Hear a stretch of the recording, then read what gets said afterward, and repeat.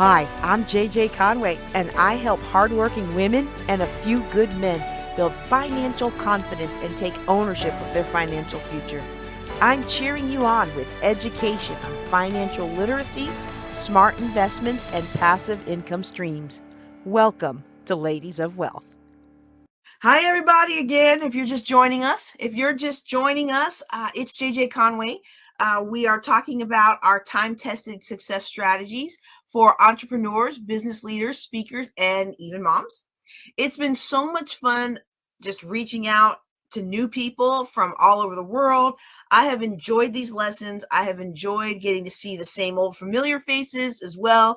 I appreciate those of you who are joining me this evening or whatever time it is when you're listening to this lesson. Your time is your most precious resource, and I am honored that I am honored and humbled that you're spending it with me and this tribe. So now, if you're listening to me as part of the Ladies of Wealth podcast, I want to encourage you to join us live Thursday nights. We have our class every Thursday night, and the first, second, third, and fourth are live classes. Our fifth week is a wild card, and next week, y'all, if you're just joining us and you missed the opening announcement, we have a special guest, HG Tudor. He and I will be talking about why high-earning women fall prey to narcissists. It's so good, okay? For today's topic, this is one of those powerful concepts that will help you double your effectiveness in life and in your money. It's not that these kinds of classes are crystal balls, like, oh, here's what I know will happen next quarter, because I don't have that prophetic ability, right? But what I do know is that there are specific skills, behaviors, attitudes that you can put into place today that will allow you to succeed no matter what life throws at you. And so if this is something that intrigues you and you haven't already, make sure you navigate to jjclink.com/TTSS so that you can get the rest of the series. It's just fantastic. All right. In the first part of tonight's broadcast, we talked about how traumas, insecurities, frustrations, they can all tie up the random access memory of our brain. I know that's not the real official neurological technical term, right? But it's just the analogy that I'm making of our brains to the computers that we have on our desks. It's like our brain has so many of these programs operating in the background that we can't do what we need to do. We veg out, we stare at the computer, we fall asleep, we hit snooze instead of hitting the gym. Ooh, yeah. And so one of the first things to go when our brains get stuck in these loops is our ability to see the future. So today's principle is that your job as the entrepreneur is to see the future. I mean, it really is. And it's funny because as we go through each of these strategies, it feels like each time I go through a strategy, it's like I'm saying, like, your job as the entrepreneur is to be this, and your job as the entrepreneur is to be that. Well, the empowered entrepreneur, you got a lot of jobs. Your job is to make the best decision and to implement the thing. That's your job. And if you're the entrepreneur, who else is going to do it, right?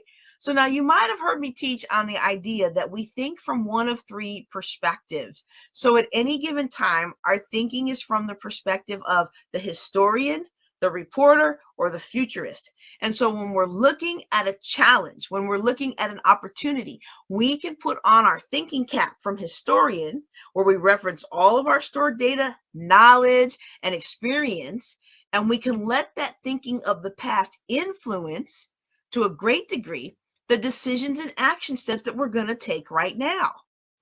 Another perspective that we can have is the perspective of the reporter. So when there's an opportunity or a challenge right in front of us, we can play the reporter, and the reporter is looking at the facts as they are right now. This is what we see right now. This is what's going on the ground. I'm JJ Conway, and I'm on the ground reporting on Conway Financial Group, right? These are the conditions and circumstances right now. And all of our thinking and decision-making can be driven from the conditions and circumstances. So it's outside-in thinking, if you think about it, from the outside in. But we're not supposed to be driven from conditions and circumstances. As the entrepreneur, our role is to be the futurist. And that's why you have to join masterminds and groups and be connected, because your job is to be looking into this new emerging future. Your job is to predict what is evolving and elevate your business, your self-image even. So where you can see you taking your place in it, what's coming next and where are we going and how can I find my role in it and carve out my niche to make my profit. And as you face a challenge or a problem, you look towards the future and say, what do I want to have? What do we need to do? And where do we need to be? You build a mental model of perfection in the future of what it is you want. And then you begin to build into that right now. And that's really where I think the money is for most of us here today, right? Like in every aspect, I put money in quotes, right? It's not just money, but that fuller, richer life. Your life is when you're looking beyond the conditions and circumstances as they are right now, and you're looking at where you're called to go according to your purpose, your values, your goals. It's not enough for us to be the futurist when it comes to delivering our products and services.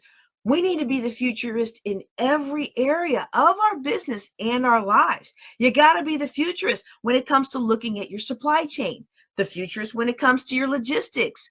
You need to be the futurist when it comes to looking at expanding government regulations or contracting government regulations. I mean, think about it, right? You think there's going to be some new government regulations coming up, right? So what do you see as the future in that in your particular business? Are you ready for it? Are you putting things in motion right now? We have to be the futurist. We have to be the futurist when it comes to finding and retaining talent. We need to be the futurist when it comes to trends in our market, or even more important, the trends that your client's marketplace has. Now, one of the best things about being a financial planner and financial coach is that it gives me an opportunity to learn so much about all these other kinds of industries and businesses. My clients come from all walks of life. My clients come from all walks of life, from retirees on fixed income to TV celebrities. And over time, what's helped me to learn about their business cycles and their processes, because, every business has a cycle, right? Not just the overall stock market or economy, but every business. Flooring, hairdressing, car sales, everything has a cycle. And so I've been able over the years to learn their unique needs, what were their challenges, what were their problems. And that's why I mentor and coach people.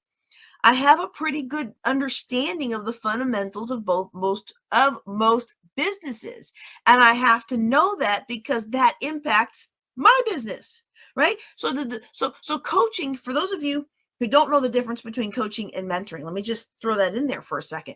Coaching is really drawing out of the individual the answers that are already within them. Okay. And so I don't need to know their business to be a good coach.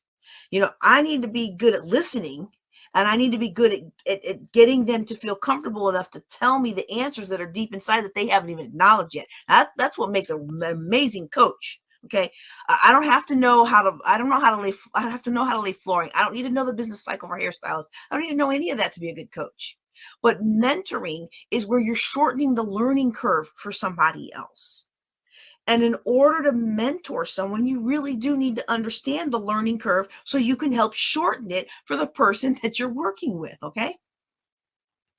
To develop the most solid financial plan for them, I need to understand a little bit about their business. I need to understand enough of the ups and downs and the major players and sometimes the trends. Okay. So many of you who've been with me for years, you've noticed that my real estate classes are focusing more and more on getting you into a cash position and preparing you to take advantage of what economists are projecting in the real estate landscape. Paul Martinelli, who helped me actually originally write a lot of these courses that I teach you all, He tells a story of back in 2000, year 2000, when he owned it. Wow, it's 2025, and I still feel like we just hit. I feel like we just had. I feel like we just had the 1999. What was that? What was that called? That big scare. We were all worried that when it turned 2000, we were going to ruin all of our computer chips. I forget what that was called. Y2K. Anyway. Paul Martinelli tells a story of back in 2000 when he owned a cleaning company and there was an earthquake in Taiwan. And one of his clients made coatings for the space shuttle. They made coatings that would go over microchips, and Taiwan is where all these guys were getting the chips at the time. So if you think strategically, there's an earthquake in Taiwan, and that's going to be a major disruption to their supply chain. And so he called them and renegotiated a reduced service package even before it had registered to them, rather than waiting a week or two when they started to feel the pain of not having supply and then fire him. Okay, so this goes back to one of the other strategies we've talked about negotiating your best deal now. It's important for us to think as the futurist in our business, and we can also understand that it's important to be the futurist in our health. It's important to be the futurist in our relationships. It's important to be the futurist in all of these things. I've told the story. I've told the story a couple times. I don't know if I've told it publicly, but I know I've told it a couple times around here. One day my son came home and he said, "Mom, you're the same age as everybody else's grandma." And I was like, "Oh, yeah, I had you a little later in life. You're an unexpected blessing. I'm so happy to have you." And he was like, "Well, they're all dying. And I don't want you to die." And I'm like, "Oh no, I'll be here a long time for you. I'm going to be here at least until you're 50 without missing a beat," because this kid is just that smart. He said, "Well, if you're here till I'm 50, that means you'll be 90. He said, "I don't think you're going to make it that far." And I said, "Well, honey, that's why I work out almost every day and I try my best to eat clean, because I want to be here for you well into my 90s. And so I can be the futurist and say, okay, what I've been doing with my body hasn't been working the way I want it to work. And if I want to have a future goal, I have to work towards that future goal. I can't just give up today because maybe I can't find what I want in the store, or maybe I can't eat how I want, or maybe I'm tired of cooking 2 meals for the family. I have a future goal. So we can be a futurist in that. We can be a futurist in our relationships. If we don't nurture our relationships, they fall apart. Okay. And so we want to be the futurist in many areas. We are specifically talking today about things that are income increasing strategies. So we are talking about your business, but please understand that these principles apply in almost every area of your life. So it's not just, it's also not just understanding the physical changes that the future brings. We also have to be futurists of the new attitudes that the future is bringing. Okay, so if you look at the 70s, 80s, and 90s, if you would have told me that there would be a revolt in the United States and our attitude around oil and energy independence, I would have told you that you were crazy. Okay. Now, I was a little young for this, but I remember my parents talking about it. How many of us remember the 1970s when Jimmy Carter was president, right? How many of us remember? Now, this is something and I don't know if anybody, I think they thought I was so young, I didn't understand this, but how many of you remember changing license plates on your car because you had to get gas because the gas was rationed, right? Even when I was younger, I remember on base, my parents had gas ration cards, right? You had the ration cards. And so, that 2-hour drive to France better be worth it, because that was like your gas for 2 weeks, And then all of a sudden they came out with fracking, right? Make sure you didn't hear what I didn't say. Fracking. And now all of a sudden the United States becomes the biggest oil country in the world, right? And so that was a big physical change. But then came the cultural attitude change against oil and the danger that this new way of producing oil brings to the environment, or has the potential to bring to the environment. Now, and for the purposes of this discussion, it does not matter whether you agree with it or disagree with it. Okay, that's not what matters. What matters is you better be aware to the sensitivity of the attitude that the structural change brings, or you're going to be tone deaf. And even in my life, even as a person of color, there have been times in my life where I have been tone deaf and didn't even realize it. Okay. I remember it was maybe so I was stationed at Fort Belvoir. So that was at least 10 years ago. And I had an incident where someone was racist towards me. And I made a comment online about the racism. And then I said, this is something that I said. I said, it probably, she's probably, she's Oriental. She's probably from some small village where they don't look people in the eye, and she got married a GI and got brought over here. I had no idea 10 years ago that people are Asian and things are Oriental. I had no idea, because everywhere you were, people talked about Asian people calling them Oriental. And it's funny because after that happened, I began to see it everywhere. And I was like, oh, I'm very thankful for the person who brought it up, who brought it up in public. Now, they might have brought it up privately, but I don't think they liked me very much. But I'm still appreciative of the fact that they brought it up, because I don't want to be tone deaf.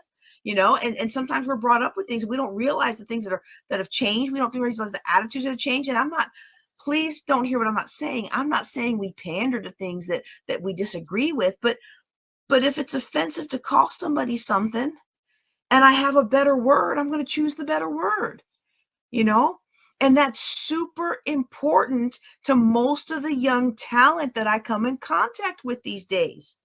One of the things that encourages young people, one of the things that they care about is how the people they do business with impact the environment. And if you're not aware of that and you're trying to hire young talent without understanding that sensitivity, well, then you're at a disadvantage. You got to understand what's going on in the world. You simply have to understand and be curious about what the future holds. Again, this has nothing to do with whether you agree with it or not. It's about making sure you're aware of the attitudes that the future is going to usher in. And then you have to be dialed in to this new kind of frequency of thinking, or you get left behind. Okay. Think about the changes that have occurred right under our nose as we've gotten into the world. Okay. Amazon has taken over retail. No doubt about it. They don't own a store. They don't even make a product. Uber has taken over transportation. Uber and Lyft and the rideshare bikes. They don't own a vehicle. Apple and Spotify have taken over the music industry, and they don't represent one artist or even produce music. Okay. So if you look at Airbnb, they still have more people sleeping in Airbnb every night than all these other hotel chains in the world combined. They don't even own any of the rooms. Netflix has taken over TVs and movies, and they don't own a traditional network. And now they've done movies to their platform, but they've never released a movie to the silver screen, right?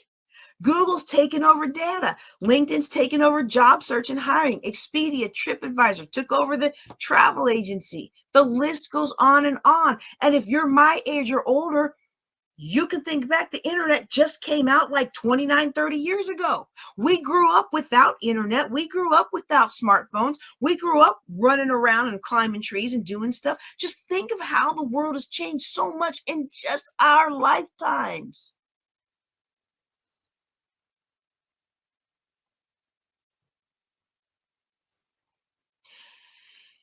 I want you to think about something. Think about some of the companies we're familiar with. Now, if you're my son's age or younger, what I'm about to say probably doesn't apply to you. Okay, so just hang with me, all right? Just hang with me. We'll get there, all right? But if you're my age or older, probably familiar with the closing of places like Sears, JCPenney, Kmart, Best Buy, Macy's, right? But did you know that right before COVID, 390 Family Dollar stores were scheduled to be closed? 650 Dress Barn stores were scheduled to be closed before COVID. 2,100 Payless stores were closing before COVID. The Gap was shutting down 230 stores. Walgreens was shutting down 200 stores. Pier 1 was going to close 145 stores. Walmart was going to, it's not much, but it's Walmart, 17 stores. All of that planned before COVID-19. So let me ask you something. Do you really think that much changed? Think about that. That's hundreds of thousands, if not millions, of people's jobs that were about to be gone. And of all the places that service those people and those companies would also be gone. Do you really think that much change happens and your world is going to stay the same? I mean, do you really think that this level of change is going to happen and your company or your business or your industry isn't going to feel that at some level?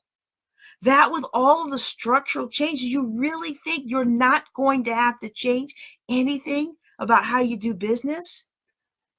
Even while we were recovering for COVID or not, did we really think we weren't going to have to make changes? What happened to the businesses who thought, oh, this will blow over quickly and didn't make changes? I want you to think about this. We're going to dig into an example that's kind of personal to me because my dad was a truck driver, an over-the-road truck driver. This is just the tip of the iceberg. 3.5 million truck drivers in America, okay? And truck driving is the most popular job in more than half of the United States. 29 states in all, truck driving is the most popular. Now, my dad, who passed away about 5.5 years ago, he was a truck driver. And so I really paid attention when I heard stats like this, okay? Today, the technology to completely replace 90% of those jobs already exists. The technology to get rid of 90% of those already exists. Self-driving trucks are already making successful deliveries. They've been doing it in Nevada and Colorado since 2015. Okay, that was 10 years ago. A mining company in Australia, Rio Tinto, has 73 autonomous trucks hauling iron ore 24 hours a day, and they've been doing it for years. The U.S. Postal Service started testing self-driving trucks on a 1,000-mile run between Phoenix and Dallas a couple years ago. Wired magazine a couple years ago, 2001, I think it was, 2002, had a cover story called Self-Driving Trucks Ready to Do Business in Texas. But they first reported on those trucks being tested in 2017. Now look, rolling out these changes may take some time, but self-driving trucks are going to be here long before self-driving cars are, and the economic incentive for self-driving trucks is already here. Think of the cost savings and the insurance savings. Do you really think that this level of structural change in just that one industry isn't going to impact our families? Do you really think that at that level, that kind of change isn't going to change our business or our industry? I mean, for some people, it's going to be a windfall for sure. But for other people, it's going to be a disaster. It's going to be a nightmare. So in the way you're thinking right now and the way you inform yourself right now and the adjustments you make towards this emerging future, all of that is going to have a huge impact on the difference between this being a windfall for your company or this being a disaster for your company, for your business, for your industry. Many Walmarts have been installing these kiosks, right? You place your order online, you go to the kiosk, scan your phone, out comes your order, right? Or it unlocks a locker with your order and you grab it and you go. And if everything goes well, you don't even have to talk to an employee. They don't even have to talk to you. And so the one that I've interacted with before I moved away from Louisiana, the one in North Bossier, was troublesome from day one, y'all. So I saw a lot of the manager who would come over to fix it. And one day I mentioned him. You do realize the shifted employment will come when these things get up and running with high reliability, right? How are you preparing your team so they don't lose their jobs? And I'm just, I'm a financial person. I'm always trying to uplift people. When I see somebody that looks like my son, I want them to succeed. So I brought this up, and this guy was like, he thought nothing was going to change because the machine was always breaking. And he even got upset with me for suggesting that now was the time to be strategically thinking about it. And I reminded him, McDonald's and other fast food places, you place your order at the kiosk now, not at the counter. You pay at the kiosk. So these are entry-level jobs that are disappearing. And I know some of you listening may not care because it's been a while since you worked an entry-level job. But one of the things I do is I empower and uplift my community. And one of the ways I do that is by helping people find employment so they can take charge of their money and win. And so I have that same conversation with every manager after that who helped me with that devilish machine, because I kept ordering online rather than, toting a crying strong-willed toddler through the store, right? And so I would order online and I would think this is the day that thing's going to work. And then it would be here forever with the managers, right? Out of all the managers that I spoke to at that location over the course of maybe about 6 to 8 months, only one leaned over to me and whispered, "Oh, I got a plan. This ain't my job forever. They trying to fix it so none of us can work, but they got a free Google class I'm about to take." Now, I know the lady who brought that Google class to Shreveport. I'm so thankful she did, you know. But can you see what's going to happen in the future? And when you see what's going to happen in the future, can you find stuff in your market? Can you find the free class? Can you find the certification? Can you find whatever it is that you're going to need to take things to the next level, right? See, people need to look at what's coming and prepare themselves. The Bible says that the wise see trouble brewing. The Bible says the wise see trouble brewing and they take action, but the simple just keep on going and get punished. Okay. Now some of you might say, well, hold it now. I'm a speaker. I'm a coach. How does that impact me? It impacts your business. Trust me. You can't have that much structural change and it not impact your business. Okay. You cannot afford to not prepare yourself for what's coming down the pike by developing your ability to see what's coming and adjust your goals, plans, and self-image so that you stay on top of it rather than reacting after the fact. Every business now is a global business. Let's go back. Let's rewind the clock back to 2019. If someone would have asked you, hey, would what happens in Wuhan, China, would that ever impact your business? You'd be like, Wuhan, what?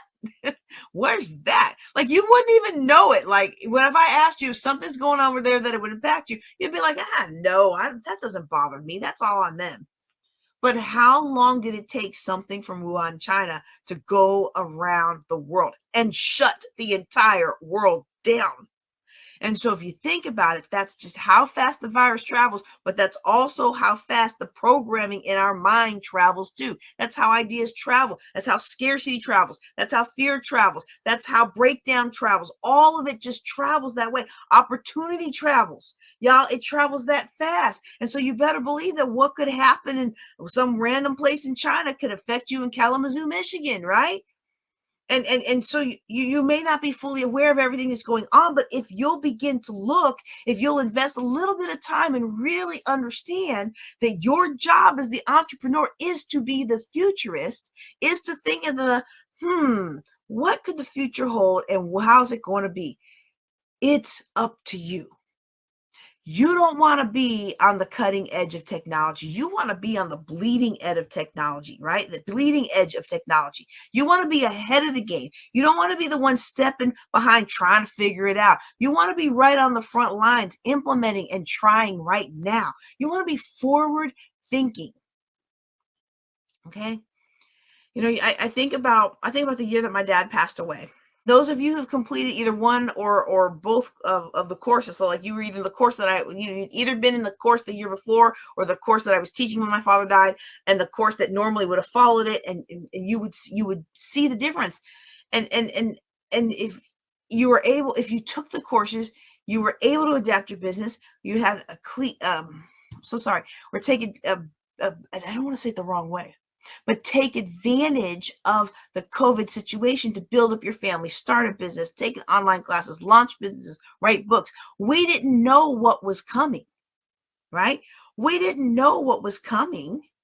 How many of y'all, I don't know how many of y'all who are on were with me back then, but my early Facebook videos, they had good messages, but they really weren't good videos at all.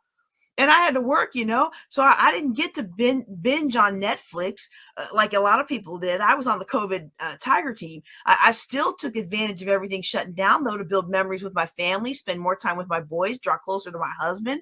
And I launched that COVID financial survival series. We did another run of the self-image class, the leading through adversity class, the turning adversity into an advantage. Like, I wasn't even planning on any of those classes last year, but they were what the marketplace needed. The marketplace needed the Mint for More mastermind. And if you went through that with me, you reaped the harvest. You had the benefit of all the groundwork that you laid back then 5 years ago, and it's blooming into fruit and a plentiful harvest today. And I wasn't even that good.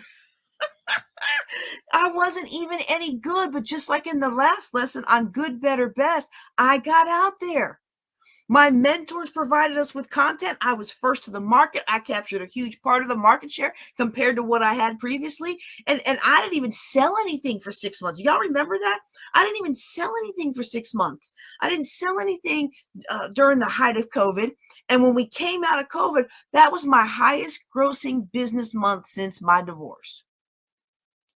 And you can't put that genie back in the bottle. You can't go back from it.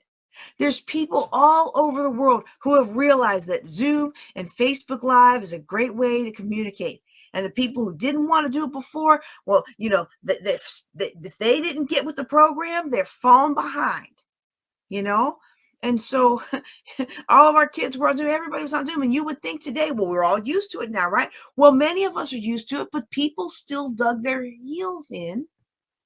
And now with all the AI and everything coming out, we've got to be the futures. We've got to look at what's coming for the future as best as we can. It's going to be relevant. It doesn't mean you have to become an expert in every brand new technology or super cool thing that comes out, but you have to be the future of your business. Your team, your product, your service, your clients depend on it.